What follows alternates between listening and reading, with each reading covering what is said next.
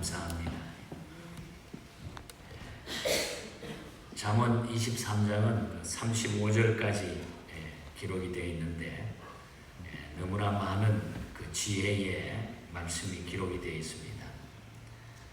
탐욕과 그 육신적인 쾌락을 멀리하는 그 절제된 삶을 강조하면서 절제된 삶을 어떻게 사는가에 대해서 교훈하고 있는 그런 많은 말씀입니다. 그 대표적인 절제 대상이 바로 술과 음식이며 또 이외에 재물을 탐하는 일, 또 지게석을 옮기는 일, 또 음녀의 유혹에 빠지지 않는 일 등을 이야기하고 있는 것을 보게 됩니다. 우리 인간의 욕심이라는 것은 한이 없습니다. 또한 이 한없는 욕망의 결말은 결국 후회와 파멸과 자기 상실뿐이고 결국 개인의 인생을 망하게 한다. 이것이 우리의 욕심이 가져오는 결과라는 것입니다. 그래서 성경은 칼을 가지고서라도 이 욕심의 줄을 잘라버리라. 이것이 오늘 2절에서 말하고 있습니다. 그럼 우리가 강한 절제를 통해서 욕심을 억제하려고 하면 우리가 어떻게 해야 되냐. 그래서 오늘 아침에는 절제된 생활에, 우리 개인적인 우리 모두의 절제된 생활에 대해서 우리가 이 말씀을 내 자신과 결부시켜서 이 말씀을 함께 지혜롭게 받을 수 있기를 바랍니다. 자, 먼저 우리가 이 강한 절제를 통해서 욕심을 억제하려고 하면 우리가 어떻게 해야 되는가? 1절부터 14절 사이를 살펴보면 세상의 영화를 누리려고 하는 생각을 우리가 떨고 버려야 된다. 생각을 버려야 된다는 것입니다. 우리가 어떤 공적인 자리에 있는데 어떤 사람이 먼저 선심을 쓸 때에 대접하는 목적을 잘 파악해야 된다는 것입니다. 1절에 보면은 내가 가는과 함께 앉아 음식을 먹게 되거든 삼가 내 앞에 있는 자가 누구인지를 생각하라. 누구와 내가 밥을 먹고 어떤 밥을 먹고 어떤 일로 만나서 있는가, 그 목적을 잘 파악하라는 거죠. 그리고 2절에 보면 입맛이 당겨도 우리가 절제해야 된다는 것입니다. 그것은 선심 공세에 매수되지 않기 위해서라는 것입니다. 만약에 그 의도가 불분명하면 냉정하게 판단하여 바르게 행동해야지, 만약에 거기에 밥을 같이 먹으면서 어떤 다른 나쁜 목적이 담겨져 있으면 그것을 내가 받아들이지 말라는 것입니다. 그리스도인들의 삶의 목표는 무엇을 하든지 하나님의 영광을 위해 사는 것이지 현세에서 잘 먹고 잘 사는 데 있지 않는다는 것입니다. 그래서 바울은 고린도전서 10장 31절에 모든 것은 자기 하나님의 영광을 위하여 한다고 했습니다. 그런데 많은 사람들은 하나님의 나라와 하나님의 의보다는 부유하게 살기를 더 애쓰고 있는 것이죠. 사람들이기 때문에. 그러나 성경은 뭐라고 말합니까? 오늘 4절과 5절에 보면은 물질을 벌 때에 힘들게 벌어도 물질은 쉽게 사라지게 된다. 물질의 뜻을 너무 두지 말라는 거예요. 모든 욕심은 결국 헛된 것이고 우리의 영혼을 살찌게 한다는 거예요. 4절에 그래서 부자가 되기 애쓰지 말고 내 사사로운 지혜를 버릴지니라. 5절에 내가 어찌 허무한 것에 주목하겠느냐. 정령이 재물은 스스로 날개를 내어가지고 하늘로 독수리처럼 날아가리라. 세상의 부귀영화 물질은 그렇다고 하는 것을 아주 신곡을 찔러서 우리에게 말해주고 있습니다. 또 6절에서 8절 사이를 보면 악한 눈이 있는 자들은 자기들의 유익을 위해서 남에게 먼저 대접을 한다. 다른 악한 생각을 가지고 있는 사람. 그렇게 하고는 그들에게 그 대접의 대가를 돌려받으려고 하는가. 또 존경을 받거나 어떤 혜택을 얻으려고 한다는 거죠. 하지만 이 모든 것도 역시 헛된 것이라. 오늘 그리스도인들은 그리스도인들은 사람을 의지하지 말고 하나님을 의지하면서 부지런하게 살아야 돼요.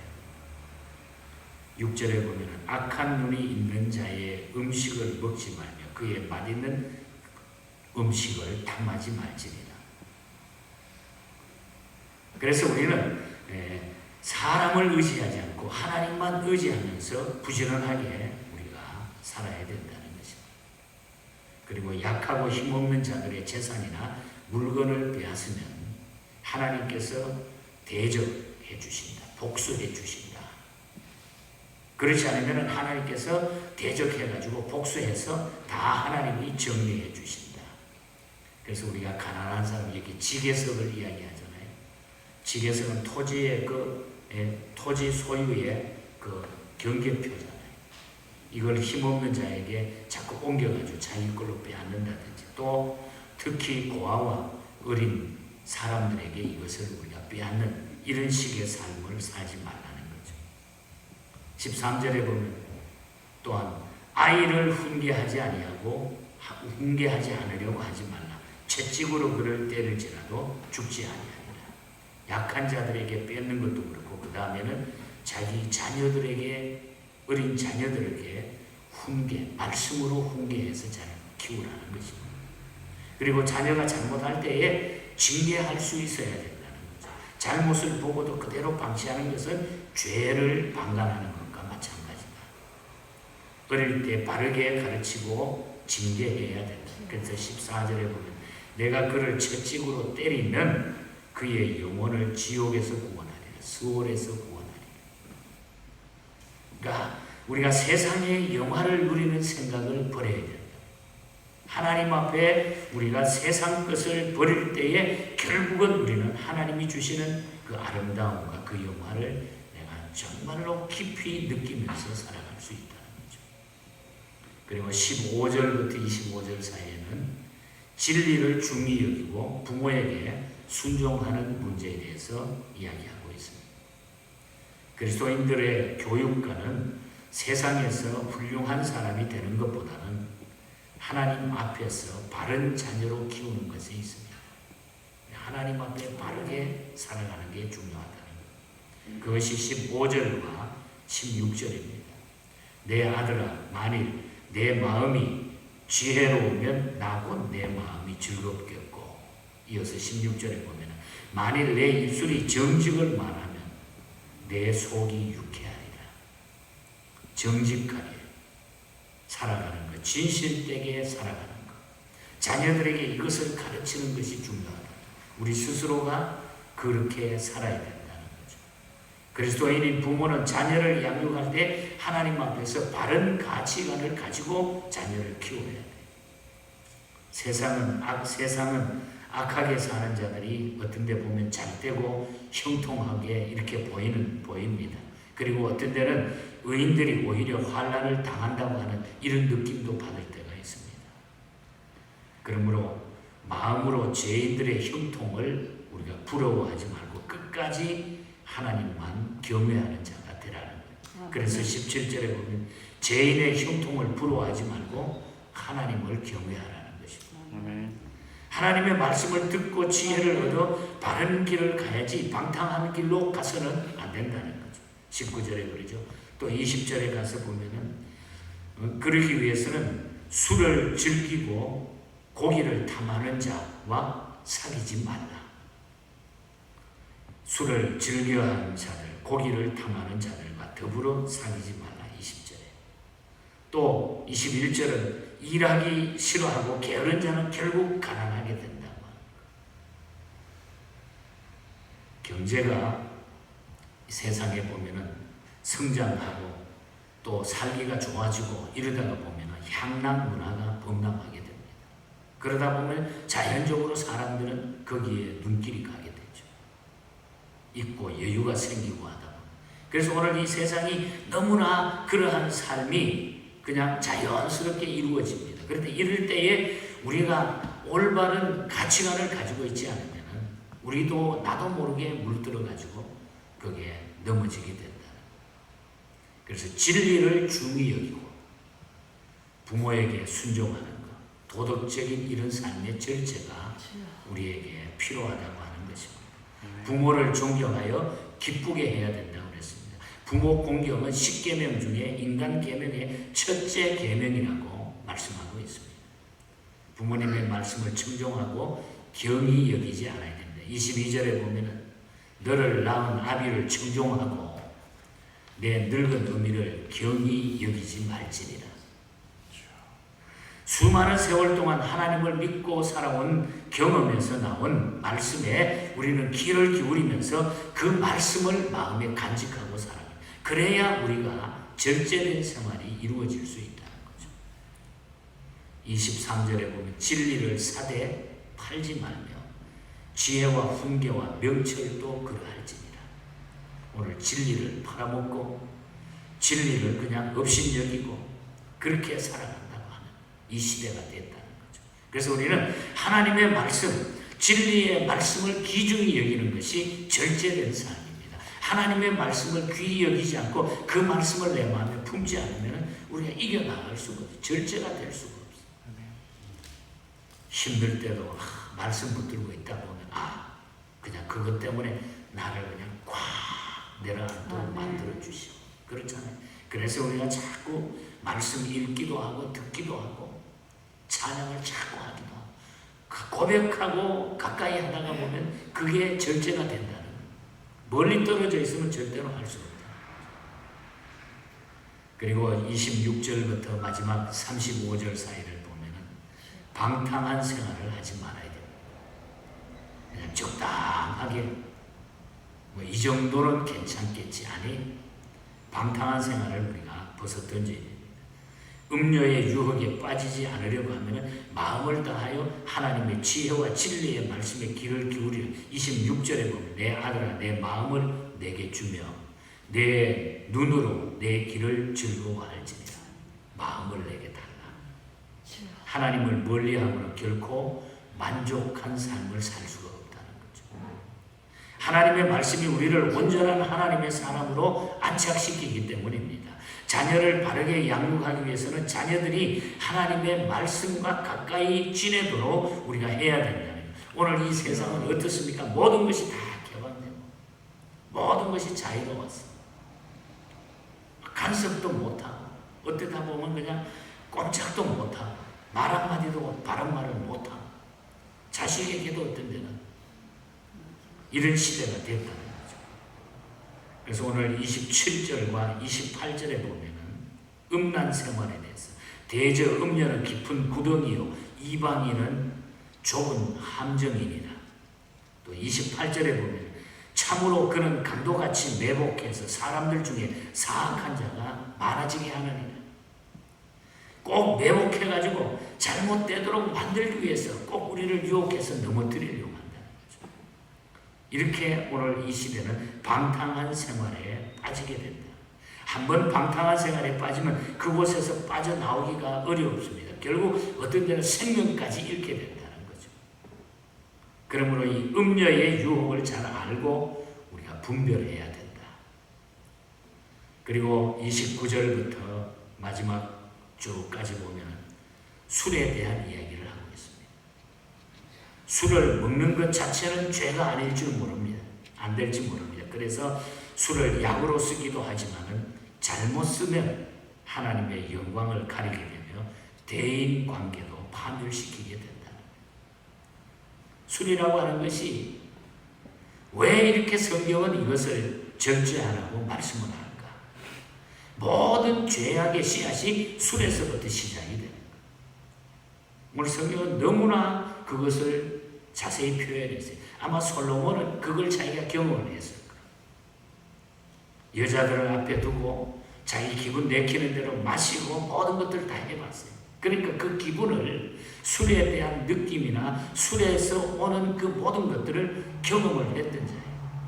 그래서 오늘 그 표현을 우리에게 보여주고 있는 거죠.